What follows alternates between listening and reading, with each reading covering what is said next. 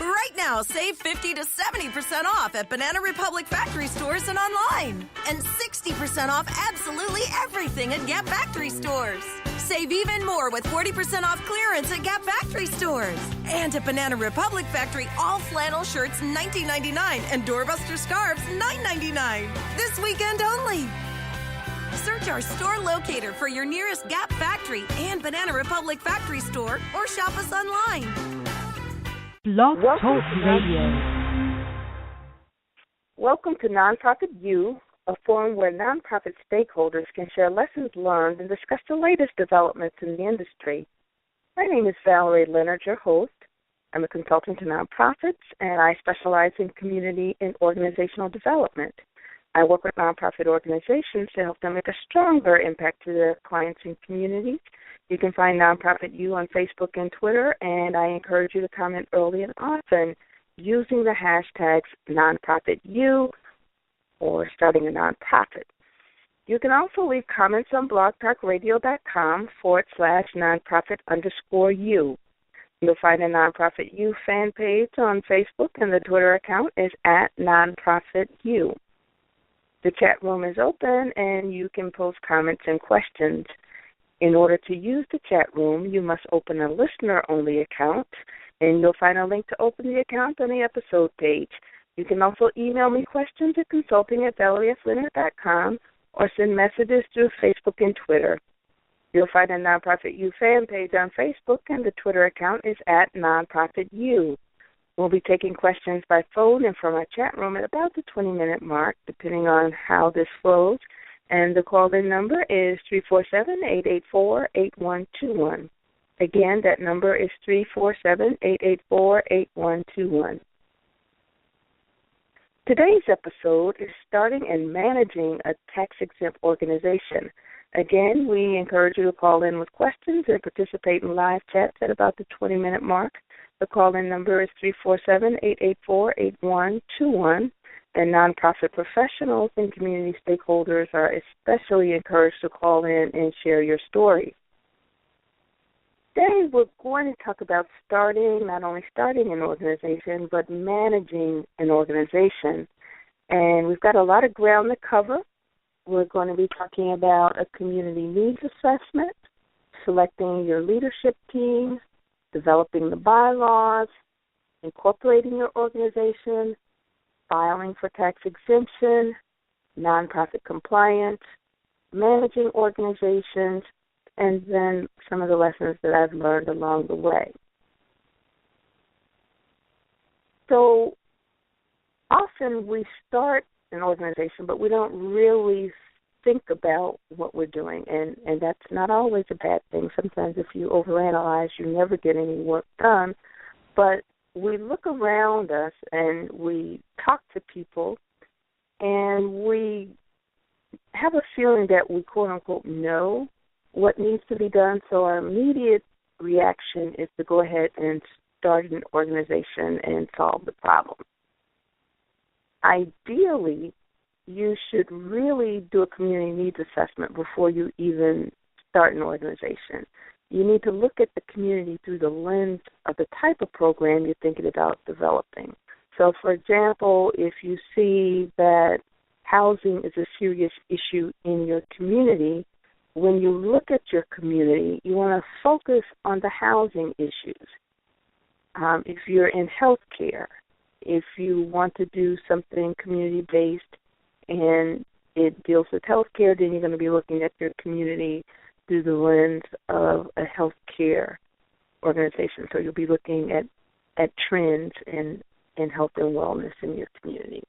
So whatever sector you're going to be involved in, you want to look at the trends, you want to look at news stories, you want to look at statistics, the issues as it relates to the particular sector. And when I say sector, I'm talking about things like housing, healthcare, economic development. And you want to look at organizations that are already providing the service, look at the quality of the service that they have, and then identify any gaps in service. And that's how you find out opportunities for yourself in your organization, and then you can determine whether or not your organization is even needed. So you're going to need to conduct your own research, and you can do that through surveys and questionnaires, through talking to people, statistical analysis, so looking at things like census statistics. If you're into education, you'll not only be looking at census statistics, but depending on what your focus in education, you might focus on school quality, school performance, parental involvement, those types of issues. And then you might consider doing interviews, which is speaking one-on-one to people. You might consider focus groups, which is basically group interview. And you want to take that information and really make sure that, you know, what you thought was true about the environment is really true. Sometimes, you know, we can be biased in our own opinions, and it always helps to look at the data and speak with other people to test your feelings. And then, given your research, you want to ask yourself again, is your organization necessary? Or it could be necessary, but is the service that you had in mind still necessary? If not, you know, after talking to people, doing the research, you might find you might want to do a different program, have a different approach. Think about what services will you provide and how can you differentiate yourself from the masses, and then look at the resources that you're going to need. And one of the most important things that you should do, even before starting the organization, is selecting the team. You know, all too often, we just want to start the organization, we do our articles of incorporation, and we just put some names down. So we get the people who are closest to us, you know, that's usually like a relative, a friend, coworker that we feel comfortable with, and we ask them, oh, you know, why don't you join the organization? You know, we just need your name, blah, blah, blah. But, you know, that's one of the worst ways you can start an organization. You want to choose very wisely.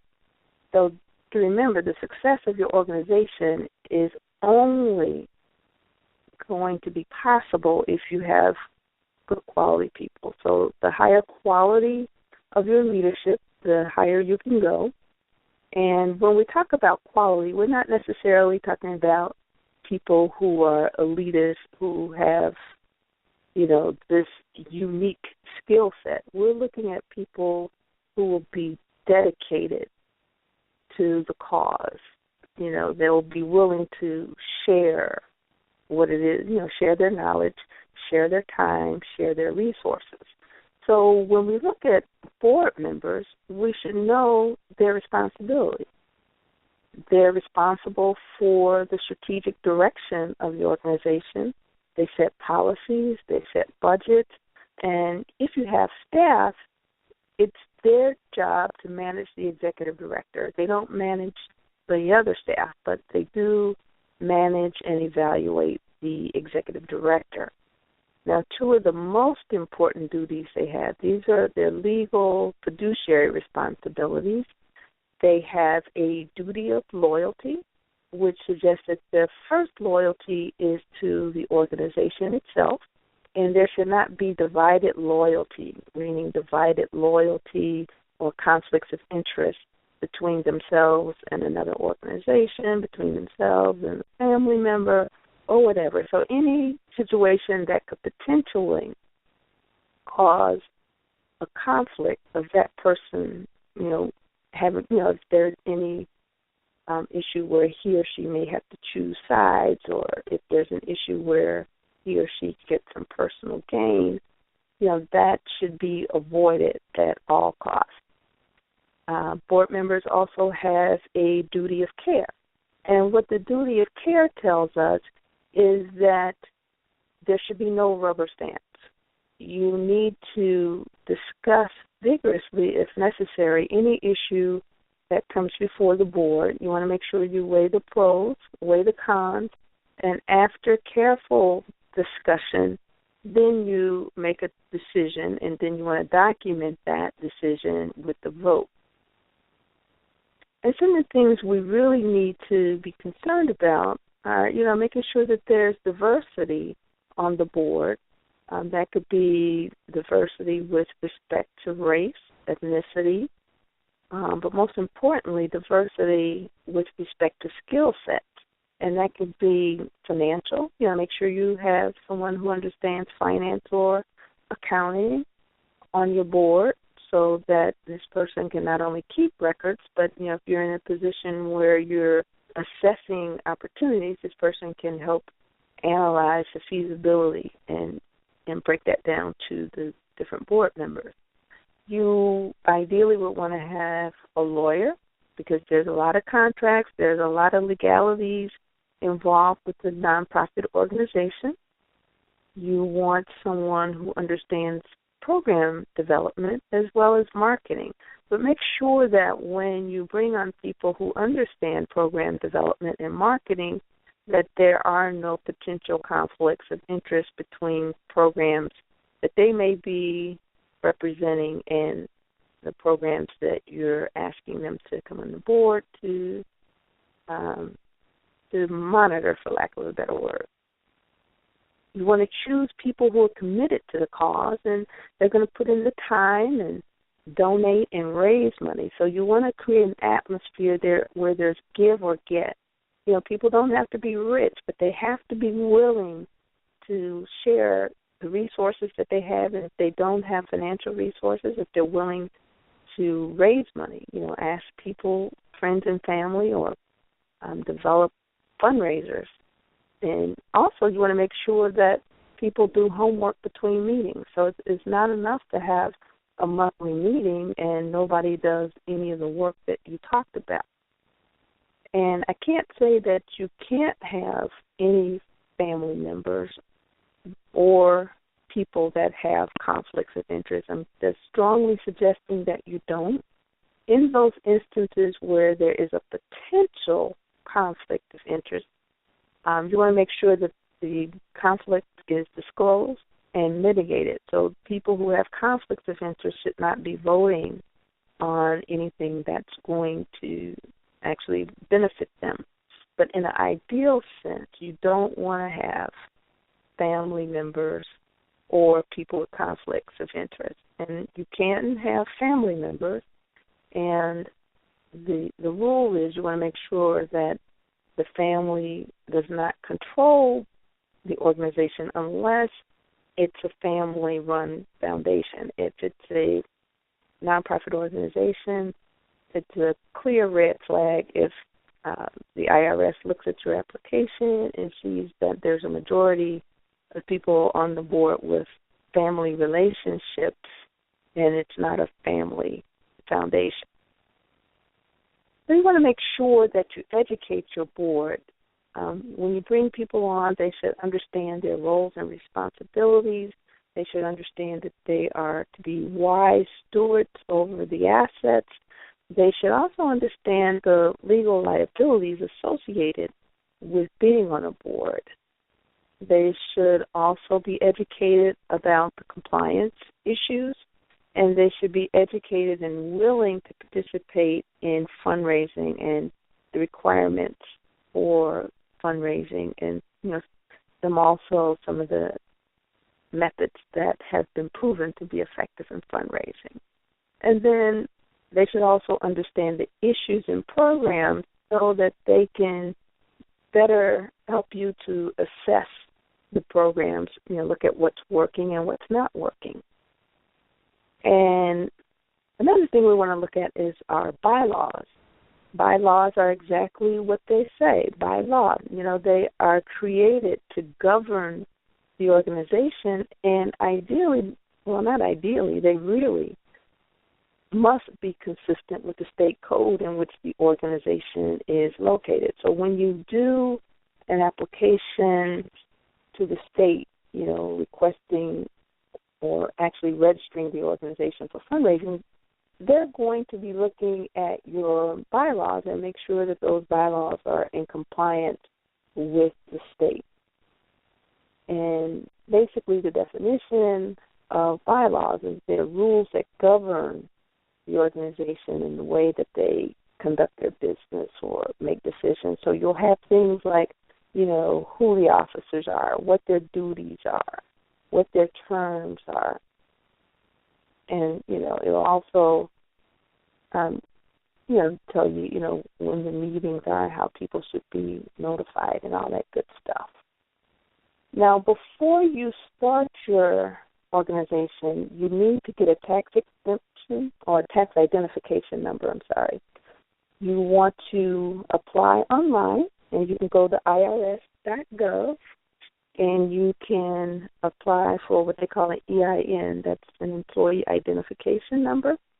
Or you can go and apply by telephone. There's a toll-free number, and the IRS is open Monday through Friday from 7 a.m. to 10 p.m., and you can call 800-829-4933.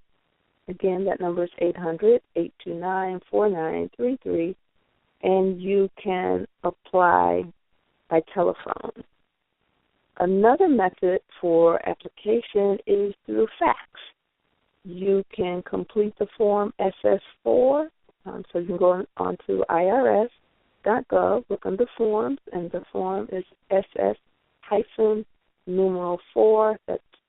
That will help you apply for an EIN.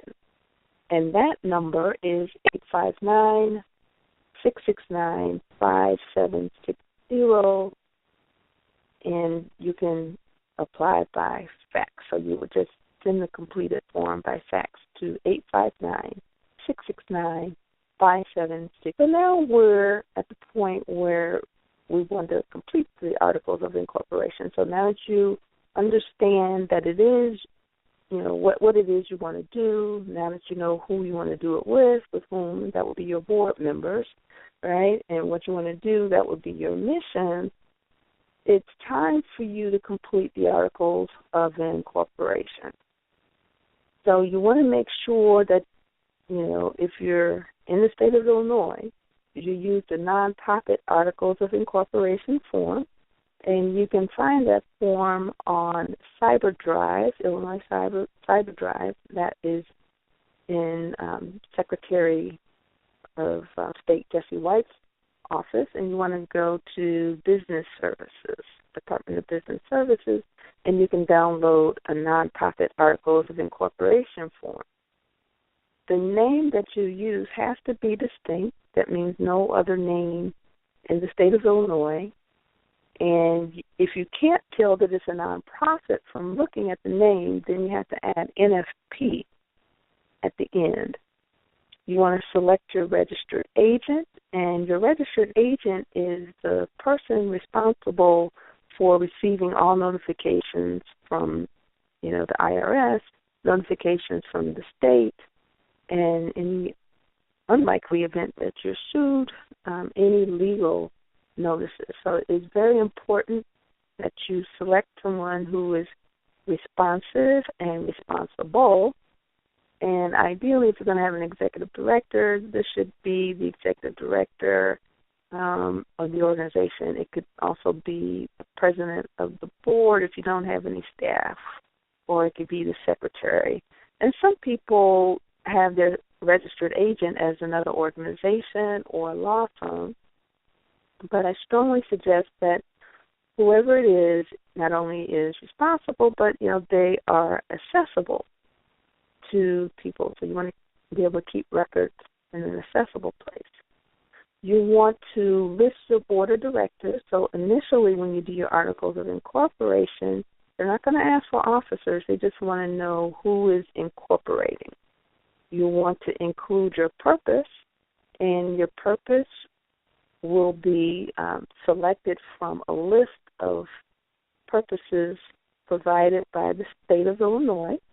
But you have to be careful if in the event you want to do a nonprofit, that list of purposes is not sufficient for tax-exempt status. And if you list it just as what the state of Illinois has and don't add the prescribed language that the IRS has, then your tax exemption will be kicked back to you. So it's conceivable that your articles of incorporation can be accepted by the state but not accepted by the feds if you don't have that language. So it's highly recommended if you know that you're going to be filing for tax exemption to state your purpose in a manner that is acceptable by the state and the IRS. So, and then if you're also concerned about making sure your mission is followed, you want to make sure that you provide language that is from the IRS tax code, and they do have a sample on irs.gov, and then you also want to include your mission, and then you file that with the Secretary of State. The next thing you want to do is develop your budget. So you want to work with your team, so you're brainstorming with your board member and any crucial volunteers or potential staff members, and you want to identify issues that your organization wants to address. You look at the goals and objectives and some of the programs you'd like to provide, and then look at the resources that it would take. So you're looking at monetary resources as well as human resources, and just assigning a cost to all that stuff, and even if it's in kind.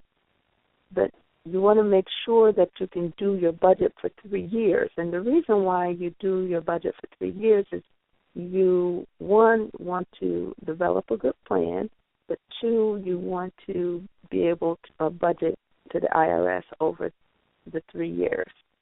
And you want to develop budgets for each of the 3 years, not just one budget for 3 years, if that makes sense. Next, you're ready for your first board meeting. And this is the meeting that's held immediately after you get a certified copy of your articles of incorporation from the Secretary of State. So during that meeting, you're going to actually acknowledge when you were incorporated by the state. And then you're also, so obviously you're going to develop a meeting agenda, and then you send out a waiver of notice. And the reason why you send out the waiver of notice is because you have bylaws, and your bylaws indicate how much notice, right? But if you're having your first meeting and you don't really know when you're going to get get anything back from the state, so you may not necessarily have that first meeting scheduled. So you want to waive the initial notice, and that also protects you in the event that someone says, well, this meeting isn't legal, or the vote wasn't legal because we didn't get notice. So you do that waiver. So at your first meeting, you're going to elect officers. You're going to approve the bylaws and have them certified by the secretary. You're going to approve the first year budget. And like I said before, you're going to acknowledge when you were incorporated. You're going to select your bank and designate who has the authority to sign off on the account. And ideally, you want at least 2 signatories, perhaps 3. I wouldn't go any more than 3. And you want to write minutes and have them certified by the secretary. After that, you want to register with the Attorney General's office. So you're going to file Form C01 within a year of operating the organization. But I strongly recommend that you actually file that form immediately after getting your paperwork back from the Secretary of State, because chances are you're not going to remember a year from now, that you should do it. And then if you forget, then you will have to pay $200 for a process that only costs $15. And what the registration with the Attorney General's office does is it puts Attorney General's office on notice that you are fundraising, and you'll be letting them know what methods of fundraising that you're doing. So it will also provide very basic information about the organization, its board, and its finances. And I would recommend, too, that you get into compliance mode up front rather than waiting to hear back. So while you're going through this process of incorporation and registration, make sure you look at all the requirements for registration and reporting for the IRS, Secretary of State, the Attorney General's Office, the Department of Employment Security, and the Department of Revenue. And then you want to develop a calendar to let you know when you have to file reports for each of those organizations. So now you're ready to file for tax exemption. You can do a long form, 1023, or a short form for organizations with budgets less than $50,000. And the short form is better known as Form 1023 EZ.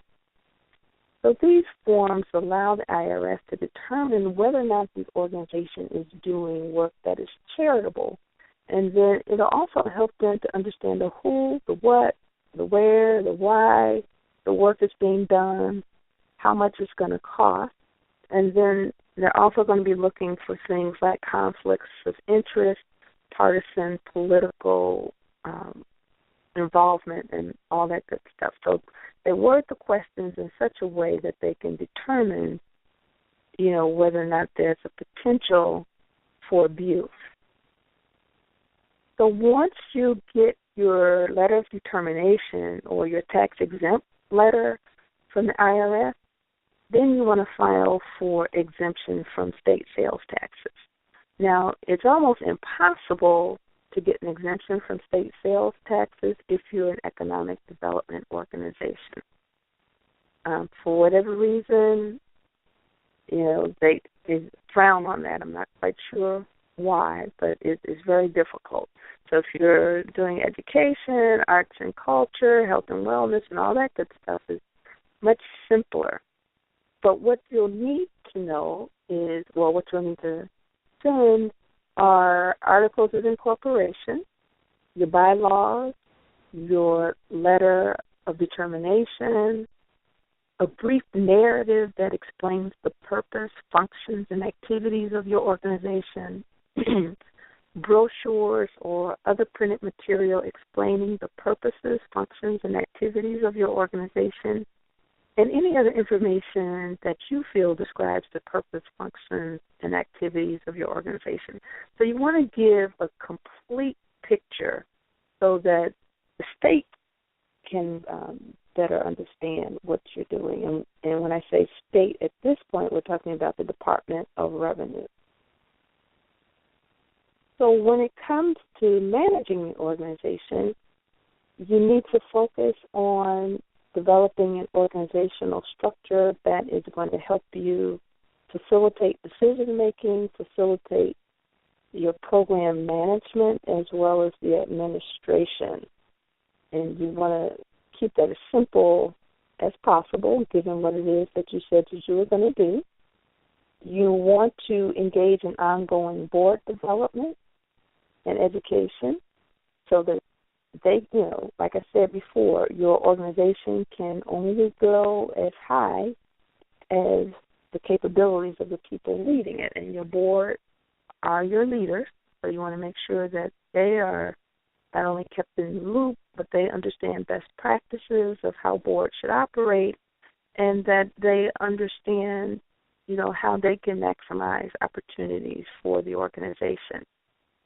You want to engage in a process where you kind of look at the organization's strengths and weaknesses and other internal attributes that they have in order to do the program. You want to also look at those things in the environment that are out of your control. And given the organization capacity, which is, an evaluation of your strengths and weaknesses and capabilities, and given what's going on in the environment, you want to position the organization in a way that they can take advantage of opportunities. You also want to develop your programs and develop your programs in a manner in which that they make maximum impact to the community. You want to develop a fundraising plan, which will look at, your budget and how you're going to raise the money to to fulfill that budget. And you want to, look at, the revenues and when you might expect to get them. You want to engage in marketing and communication so that not only do your funders know who you are, where you are, what you do, and your impact, but you want to be able to do outreach to potential clients, potential partners, and just create an overall halo effect, if you would, for the organization. You want to manage your human resources, so making sure that you have policies and procedures in place for your human resources, but also make sure you engage in best practices for management. You want to make sure that you have financial systems in place. You want to make sure that you understand the legal ramifications for your programs. You want to manage your risk so that you can make sure that the program is running effectively. So when we look at risk management, we're looking at reducing liabilities, reducing financial liabilities. So you want to make sure that you have proper releases in place. You want to make sure that you have insurance in place and just do things to mitigate risk to the organization. If in the event there's a disruption in electricity and you lose all of your files, make sure you have plans in place to continue your business. You want to look at making sure that you're in compliance with your funders, making sure that you're in compliance with state and federal regulations. You want to have policies and procedures for your operations, and you want to train and manage your volunteers. So when I look at the lessons that I've learned as an executive director, this was a few years ago, I used to run an organization, I learned that you should focus on compliance first. Again, as I said before, because you don't have to file those reports before a year from the time that you're incorporated or receive your tax exemption, it's so easy not to focus on that stuff. You get so busy running your organization that you may forget when you should do the filing. So I strongly recommend, again, that you get a sense for what's required of your funders, what reports they need, when they need them, and what information you're going to need to fulfill those reports. You do the same thing for the state agencies, the federal agencies, and you set up a calendar so that when those dates are due, you're able to get them the information that they need on a timely basis. I have also learned that it's really important to develop strategic plans and programs that are community-driven and take into account, what the community says, what the client says, what your funders say, rather than develop your programs, in an ivory tower, in a vacuum, so to speak. Just because you build it does not mean that they will come. And then I've also learned that transparency and accountability can actually enhance program operations as well as the ability to attract volunteers and funding. All too often, we get in a competitive mode and we don't want to share information about our organizations. But sometimes sharing information about your financial performance, the impact that you've made, your evaluations, your 990s, making those public, that actually puts you in a stronger position. People are not saying that your stuff is perfect, but it helps, potential volunteers to understand. It helps potential people that you might potentially hire better understand, and it helps funders, have a better understanding of what it is you do, what it is you do, how well you do it, your impact, and how much it costs. We want to maintain open and honest communications at all levels, especially in times like now. If you live in the state of Illinois, these are unprecedented times, given what's going on with our budget. A number of our organizations depend very heavily on state funding, and we don't have a budget. So many of those organizations are going with drastic budget cuts, from the state, not getting funding. Some of them haven't been paid in 6 months. Some of them are no longer in existence. And it behooves people who run organizations like that to maintain communication with other funders so that they understand what they're going through. And they may even be a great resource to help you, get through it. And you should also know that being a nonprofit doesn't necessarily mean that you don't make money or can't be entrepreneurial and can't be innovative. You need to plan for program evaluation and performance management while you're doing the program development itself. The worst thing that you can do is focus on developing a program, start implementing it, then you get the funder who wants to do an evaluation, and you haven't structured the program in such a way that you can get a meaningful evaluation.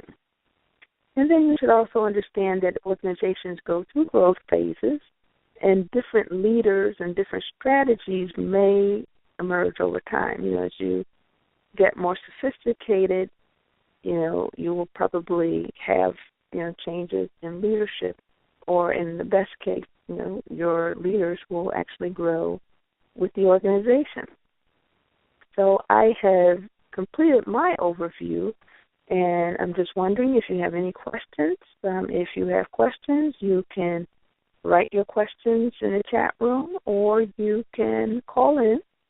That number is 347-884-8121. Nonprofit professionals and community stakeholders are especially encouraged to call in and share your stories. Again, that number is area code 347-884-8121. Okay, it looks like we don't have any callers. I want to thank you so much for your time, and thank you for listening. I invite you to tune in next week when we will have Dr. Dennis Beer. He will be talking about he'll be talking about domestic violence. And if you know of any social service agencies that might have an interest in domestic violence, please have them tune in. So until next week, take care.